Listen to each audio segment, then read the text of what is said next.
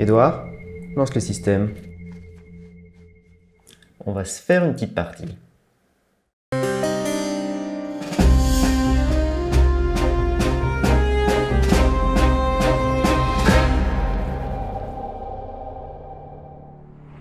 Qu'est-ce qui pousse l'être humain à crever la surface, à traverser le miroir pour entrer dans cet univers sombre et incroyable que sont les fonds marins?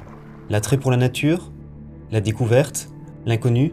En ce sens, le jeu vidéo Subnautica propose d'expérimenter cette plongée sans se mouiller un orteil, bien au sec derrière son écran.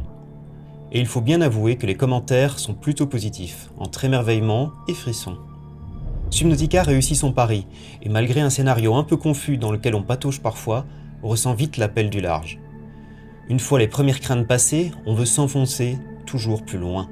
S'il est maintenant démontré que jouer à des jeux vidéo peut améliorer les capacités cognitives dans une certaine mesure et développer la plasticité cérébrale pour certaines pathologies, ils sont aussi parfois vecteurs de stress. Comme là... En même temps, être confronté à une situation de stress peut aussi aider à le maîtriser. Ce n'est pas pour rien que les militaires étudient cette piste dans le cadre de leur entraînement. Ou la plongée pour traiter les vétérans traumatisés. Donc gérer le stress provoqué par l'immersion dans un jeu vidéo pourrait-il être une piste pour aider à transcender une situation stressante réelle, voire certaines phobies?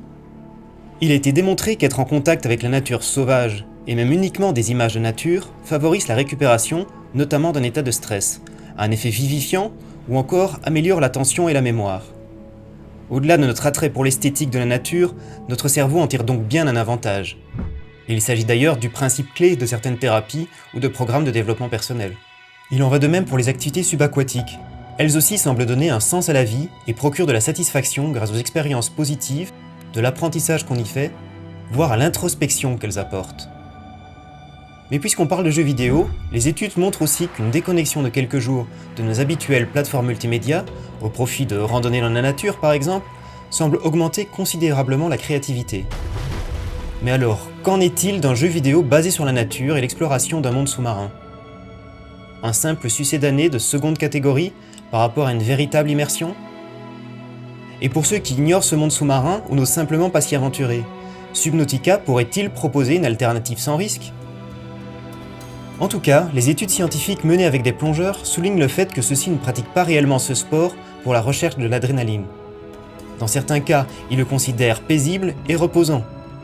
S'ils perçoivent le risque, l'attrait de la plongée provient plutôt du sentiment de tranquillité qu'elle procure, même si parfois cet état provient du dépassement de cette sensation de danger justement.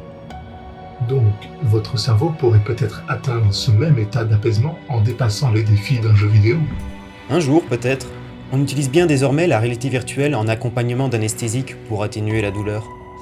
D'ailleurs, Subnautica est aussi jouable en réalité virtuelle. N'est-ce pas, Edouard? Désolé, monsieur. Nous n'avons pas le budget pour tester ça. C'est un budget, la plongée. Les raisons concrètes de pratiquer ce sport, d'aller sous la surface, sont nombreuses et dépendent de l'âge, de l'expérience ou d'autres facteurs. Mais l'exploration, la découverte, la créativité semblent être au cœur de cette activité. Malgré la diversité des profils et des attentes, l'environnement naturel est un élément central de l'expérience, comme la recherche de la faune et de la flore sauvage. Si l'on regarde Subnautica, les esprits les plus critiques diront que ce monde sous-marin est imaginaire, et situé sur une planète extraterrestre bien loin de nos fonds réels. Mais au final, ce qu'on y trouve est-il réellement différent de ce qu'on trouve sur notre bonne vieille planète bleue? On pourrait même se demander si c'est cette représentation d'un monde alien qui imite aussi bien nos océans.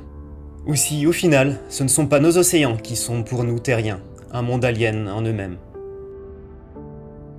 Dans tous les cas, Subnautica s'est déjà vendu à plus de 5 millions de copies à travers le monde. Loin des meilleures ventes, mais une belle place malgré tout pour ce jeu qui inspirera peut-être de futurs explorateurs. Un jour, moi aussi j'aurai mon sous-marin.